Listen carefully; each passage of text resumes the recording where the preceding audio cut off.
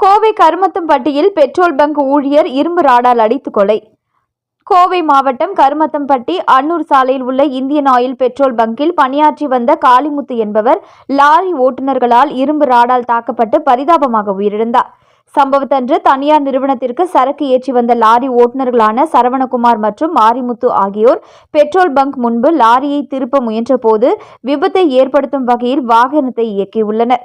இதனை கண்ட பங்க் ஊழியர் காளிமுத்து ஓட்டுநர்களை எச்சரித்ததால் இரு தரப்பினருக்கிடையே வாக்குவாதம் ஏற்பட்டது.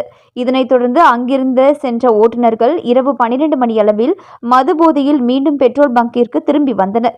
அப்பொழுது தூங்கிக் கொண்டிருந்த காளிமுத்துவை இரும்பு ராடால் கொடூரமாக தாக்கினர். இதில் சம்பவ இடத்திலேயே அவர் உயிரிழந்தார். கொலையை செய்துவிட்டு அருகிலுள்ள காட்டுப்பகுதியில் பதுங்கியிருந்த சரவணகுமார் மற்றும் மாரிமுத்து ஆகியோரை கருமத்தம்பட்டி காவல்துறையினர் கைது செய்ய முயன்றனர். ஆனால் காவலர்களிடமிருந்து தப்பி ஓட முயன்றபோது இருவரும் தடுமாறி கீழே விழுந்ததில் அவர்களது கால்களில் எலும்பு முறிவு ஏற்பட்டது. கைது செய்யப்பட்ட ஓட்டுநர்கள் மீது வழக்கு பதிவு செய்த காவல்துறை மேல் விசாரணையை மேற்கொண்டு வருகிறது. இச்சம்பவம் அப்பகுதியில் அதிர்ச்சியை ஏற்படுத்தியுள்ளது.